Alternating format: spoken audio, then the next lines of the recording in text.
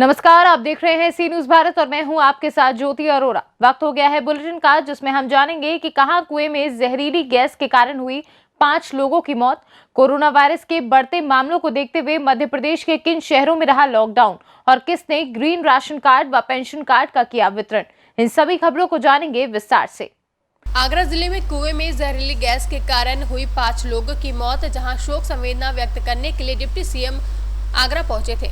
मृतकों के परिजनों को सहायता एवं आर्थिक मदद का भरोसा दिलाया है। वहीं कस्बा जरार में पिछले दिनों हुए मां बेटी के निर्मम हत्याकांड के पीड़ित परिवार से नहीं मिलने पहुंचे डिप्टी सीएम, जहां मां बेटी के परिजनों ने लगाया डिप्टी सीएम दिनेश शर्मा पर जातिवाद का आरोप।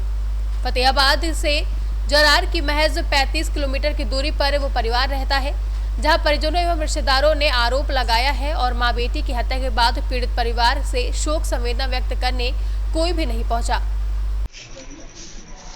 क्या नाम है आपका? राहुल जी, आपके यहाँ आपकी माँ और एक बहन थी छोटी, जिसकी एक गुंडे ने निर्मम तरीके से चाकुओं से गोदकर हत्या कर दी थी। तो क्या आपके परिवार से कोई इसके लिए सांत्वना देने के लिए कोई स्थानीय नेता यहाँ पर आए हैं? कोई नहीं आया यहाँ पे। कितने दिन हो गए इस घटना को? इस घटना को 14 दिन हो गए। 14 दिन से आपके यहाँ कोई नहीं आया? कोई नहीं आया। यानी किसी भी प्रकार की सांत्वना देने के लिए कोई स्थानीय नेता यहाँ कोई सुनवाई नहीं है अभी, नहीं पहुँचा है।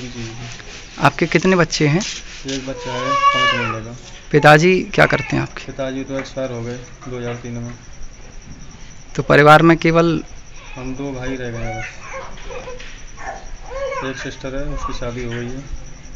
और जो टैंक में फतेहाबाद में जो कांड हुआ था, वहाँ पे 5 लड़के मर गए थे। तो वहाँ पे तो क्या नाम है वो दिनेश शर्मा आए थे, उप मुख्यमंत्री आए थे। उप मुख्यमंत्री और वो योगी आदित्यनाथ ने भी उनको मतलब आश्वासन दिया, 2-2 लाख रुपए की वो की थी। और यहाँ पे तो मतलब देखने नहीं आया। फतेहाबाद से आपके बाह क्षेत्र की दूरी लगभग कितनी है? 35 किलोमीटर है। अच्छा, वो आपके यहाँ सांत्वना देने के लिए नहीं आए? नहीं आए। ठीक है, धन्यवाद। क्या नाम है आपका? आपके यहाँ एक आशिक मिजाज गुंडे ने आपकी सास और ननद की निर्मम तरीके से हत्या कर दी थी। तो बावजूद इसके क्या आपके यहाँ कोई स्थानीय नेता या कोई विधायक सांसद आपके यहाँ सांत्वना देने के लिए या आर्थिक सहायता देने के लिए कोई यहाँ आया आपके यहाँ? कोई नहीं आया। अभी तक कोई नहीं आया है। उप मुख्यमंत्री डॉक्टर दिनेश शर्मा अभी जहरीली गैस जो है कांड हुआ था, जिसमें 5 लोगों की मृत्यु हुई थी, तो वहाँ तत्काल 24 घंटे के अंदर ही पहुँच गए थे सांत्वना देने के लिए। तो आपके यहाँ क्या वो आए थे? नहीं। तो किसी भी प्रकार की आपको जो आर्थिक सहायता नहीं मिली है। क्या नाम है आपका? मंजू सविता में बच्चों की बुआ। अच्छा, ये बताइए, आपके यहाँ जो आपकी जो भाभी थी और उनकी एक बहू थी, जिनकी निर्मम तरीके से हत्या कर दी गई थी, तो क्या यहाँ पर कोई स्थानीय नेता आर्थिक मदद के लिए या सांत्वना देने के लिए यहाँ पे आया? कोई नहीं आया। आए भी थे एक आध, तो वो बस सांत्वना दे के चले गए। कोई आर्थिक मदद तो अभी तक आई नहीं यहाँ पे। और इनको तो बहुत ही ज़रूरत है इस समय, क्योंकि बच्चे बेचारे रोज़ के करने खाने वाले, वो कहाँ से लेके आए, कहाँ से खाएंगे? उनकी माँ थी बेचारी, मजदूरी करती थी, खाती थी। अब वो चली गई, बताओ कौन करेगा इनकी देखभाल? घर में भी तो कोई चाहिए। बच्चों की भी नौकरी, कोई नौकरी नहीं थी, अपने रोज के करने खाने वाले बैठे हैं बेचारे अपनी माँ और बहन को खो के। इतनी निर्मम हत्या कर दी उसकी। तो इनके पिताजी नहीं है? पिताजी पहले ही खत्म हो गए थे इनके। माँ बेटी की अब हत्या कर दी और माँ बेटी अभी हत्या कर दी है। अच्छा, अभी उप मुख्यमंत्री आए थे फतेहाबाद जो गैस कांड हुआ था, जहरीली गैस कांड, तो वो यहाँ नहीं आए? वो वहाँ तक आए, फतेहाबाद तक, तो यहाँ तक तो कोई नहीं आया। थोड़ी मदद कुछ तो करते यहाँ पे आके, कुछ सांत्वना देते यहाँ पे आके, लेकिन उन्होंने तो कुछ किया ही नहीं। पंडित थे वो, इसलिए वहाँ आई। अब हम लोगों को, नारी जाति को कौन देखता है? अच्छा, पंडितों के यहाँ आए थे? पंडितों के यहाँ आते हैं। नीची जाति की कोई सुनाई होती ही नहीं है। तो अब आप करेगा फिर? अब आप सरकार से, उत्तर प्रदेश के यही सरकार ही नहीं करेगी, कौन करेगा? कोई बाहर का आएगा क्या? आगरा से सी न्यूज संवाददाता नीरज यादव की रिपोर्ट। उत्तर प्रदेश सरकार के 4 वर्ष पूर्ण होने पर आयोजित हो रहे कार्यक्रमों की श्रृंखला में जनपद के सभी ब्लॉकों पर किसान कल्याण समारोह का आयोजन किया गया, जिसमें कृषि विभाग द्वारा स्टॉल लगाकर सरकार द्वारा किसानों के हितार्थ किए जा रहे कार्यों व योजनाओं की जानकारी दी गई। जहां किसान कल्याण समारोह में श्रीदत्तगंज ब्लॉक पर भाजपा जिला प्रभारी सुधीर एस हलवासिया श्रीदत्तगंज ब्लॉक पर आयोजित किसान कल्याण समारोह में मुख्य अतिथि के रूप में सम्मिलित हुए और दीप प्रज्वलित कर समारोह का शुभारंभ किया। बलरामपुर से सी न्यूज संवाददाता संदीप की रिपोर्ट। लगातार कोरोना संक्रमण के बढ़ते मामलों को देखते हुए मध्य प्रदेश के इंदौर, भोपाल, जबलपुर में शासन ने रविवार के दिन लॉकडाउन की घोषणा की थी, जिसमें इमरजेंसी सर्विस सहित अति आवश्यक सेवाओं को जरूर छूट दी गई थी। वहीं जिस तरह से कोरोना के मामलों में बढ़ोतरी हो रही है वह बेहद चिंताजनक बताई जा रही है, क्योंकि इंदौर में लगभग 3 दिनों में 1000 के आसपास केस सामने आए हैं। हम बात करें 2020 की तो देश में लॉकडाउन 22 मार्च को जनता कर्फ्यू से शुरू हुई थी, जिसमें काफी लंबा समय लॉकडाउन में गुजरा। उसके बाद दोबारा जो पॉजिटिव केस इतनी स्पीड से बढ़ाए गए, उनको लेकर डॉक्टरों में भी चिंता का विषय बना हुआ है। अभी बताओ, आपके आज लॉकडाउन है, 1 दिन का आपकी परीक्षा है, तो आप परीक्षा देने गए तो रास्ते में आपके साथ कोई परेशानी तो नहीं हुई? रास्ते में तो परेशानी बिल्कुल नहीं हुई। आई एग्जाम से आप MPPSC 2019 मेंस आने जाने के लिए आपको साधन मिले या नहीं मिला। मैं मूसाखेड़ी में था तो वहाँ से पेपर देने के लिए मेरे दोस्त के यहाँ राजवाड़ा में नाइट रुका था, यहाँ से देने गया था। क्या नाम है आपका? प्रेम सिंह डामोर, कहाँ से हैं? झाबुआ से। किस तरीके से आज पुलिस 1 दिन का जो लॉकडाउन है उसका पालन करा रही है? ये हम लोग को जो शासन के आदेश प्राप्त हुए हैं आज टोटल लॉकडाउन के और वरिष्ठ अधिकारियों के द्वारा, तो कल से ही हम लोग PA सिस्टम के थ्रू अनाउंस किया था आज के लिए कि सभी लोग अपनी दुकानों को और उसको प्रतिष्ठानों को बंद रखेंगे और अपने घरों से अनावश्यक ना निकलेंगे। मात्र वह दुकानें जिनको शासन के द्वारा छूट दी गई हैं, जैसे मेडिकल स्टोर और दूध दही वगैरह की दुकानें, राशन की जो बड़े स्टोर्स हैं उनको, और जो मेडिकल के हिसाब से अगर कोई अस्पताल जा रहा है या मेडिकल एड के लिए जा रहा है, और जैसा कि आज PSC की परीक्षा थी उसमें जो छात्र वगैरह जा रहे हैं उन लोगों को बस आने जाने की छूट थी। और यहाँ पे हमारे थाना क्षेत्र में और पूरे समस्त इंदौर में लगभग टोटल 100% लॉकडाउन है और सभी लोग सहयोग कर रहे हैं। और हमारे थाना क्षेत्र में 3 पॉइंटों पर राजवाड़ा और जो MG रोड थाना है उसके पास एवं चिमनबाग चौराहा, जहाँ से ज़्यादा आवाजाही होती है, वहाँ पर हम लोगों ने पुलिस स्टाफ और ट्रैफिक का स्टाफ मिलकर चेकिंग कर रही है।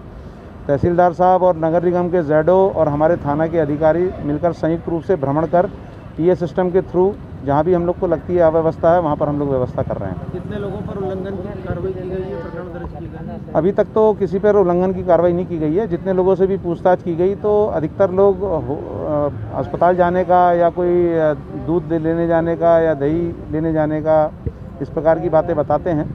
कुछ लोगों के मोटर व्हीकल एक्ट के तहत कार्रवाई की गई है और नगर निगम जो है वो बिना मास्क वालों के खिलाफ कार्रवाई कर रही है। आपका नाम? धर्मवीर सिंह नागर, थाना प्रभारी MG रोड। इंदौर से सी न्यूज संवाददाता सुरेश बैरागी के साथ रेखा बैरागी की रिपोर्ट। कोरिया जिले के चिरमिरी में विगत 4 मार्च को SS सिन्हा क्षेत्र वित्त शाखा प्रबंधक चिरमिरी द्वारा थाना पोंडी में शिकायत दर्ज कराई गई थी कि मेमर्स महाशक्ति ट्रांसपोर्ट चिरमिरी के प्रोपराइटर मनीष कुमार मिश्रा द्वारा स्कूली छात्रों के आवागमन के लिए बस को 3 वर्ष के लिए SECL कार आदेश पर किया गया था। उन बसों का बिल तथा 4 बसों का SD मनी का बिल फर्जी तैयार कर हस्ताक्षर कर नियमों के विरुद्ध बस पास कराया गया और 38,09,471 रुपए का गबन किया गया है।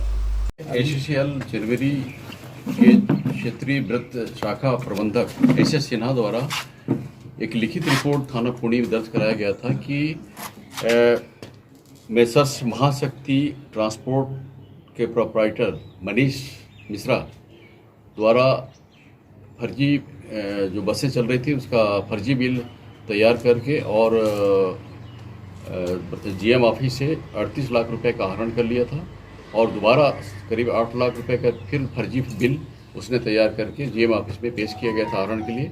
और उसी दौरान इसमें डाउट हुआ विभाग को और उन्होंने इसमें छानबीन किया तो जो पूर्व में 38 लाख रुपए आहरण किया था वो फर्जी बिल के माध्यम से आहरण करना पाया गया है। उसी आधार पर थाना पौड़ी में अपराध पंजीबद्ध कराया गया है। थाना पौड़ी में आरोपी मनीष मिश्रा के विरुद्ध 467, 68, 471, 46 IPC का प्रकरण पंजीबद्ध किया गया है और आरोपी को यहाँ के थाना प्रभारी श्री कुर्रे जी कल रात्रि में अंबिकापुर से राउंड अप कर आज गिरफ्तारी कार्रवाई की गई है। आरोपी से पूछताछ किया जाकर आज न्यायिक रिमांड में भेजा जा रहा है। कोरिया से सी न्यूज संवाददाता मुस्ताक कुरैशी की रिपोर्ट। लावालौंग प्रखंड के कल्याणपुर चौक पर राजद प्रखंड अध्यक्ष मोहम्मद साजिद अंसारी तथा जिला उपाध्यक्ष छटू सिंह भोक्ता तथा कई गणमान्य व्यक्तियों ने माला पहनाकर स्वागत किया। उसके बाद प्रखंड कार्यालय के लिए सभी प्रस्थान किए। राज्य के श्रम मंत्री सत्यानंद भोक्ता ने लावालौंग प्रखंड मुख्यालय पहुंचकर प्रखंड मुख्यालय में शिविर लगाकर ग्रेन राशन कार्ड व बुजुर्ग और विधवा परिवारों को पेंशन स्वीकृति पत्र वितरण किए। इस कार्यक्रम में मुख्य रूप से इसकी अध्यक्षता प्रमुख प्रसाद भारती ने की, जहां मौके पर लोगों को संबोधित किया गया। वहीं इस अवसर पर डीएसओ अनिल यादव, प्रखंड विकास पदाधिकारी श्रवण राम समेत कई लोग मौजूद रहे।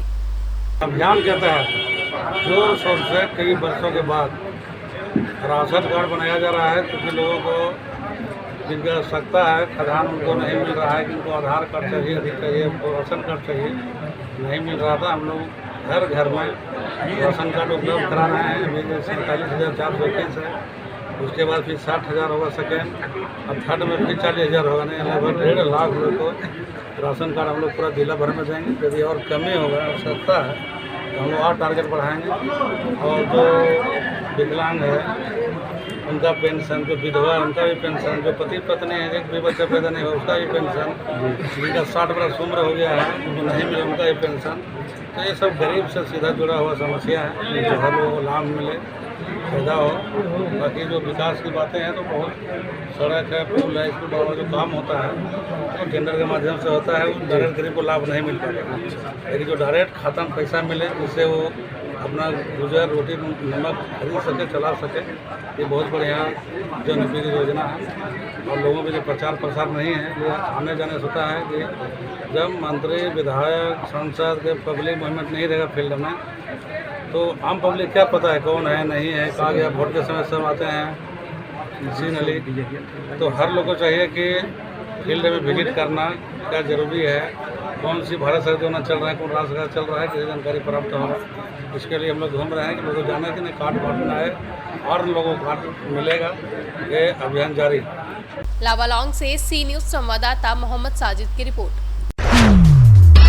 रायबरेली डिगिया में स्थित हजरत सैयद महमूद अशरफ की दरगाह पर सैयद मोहम्मद जमाल अशरफ की सरपरस्ती में जश्न रहमतुल्लाह आलमीन के 22वें मुबारक को हर साल की तरह बड़े ही अजीब व शान से मनाया गया, जिसमें दूरदराज से कई बड़ी हस्तियों के साथ साथ जायरीनों ने भी शिरकत की। रायबरेली से सी न्यूज संवाददाता कमाल अहमद की रिपोर्ट। फिलहाल के लिए बुलेटिन में बस इतना ही। देश दुनिया की तमाम बड़ी खबरों के लिए आप देखते रहिए सी न्यूज भारत।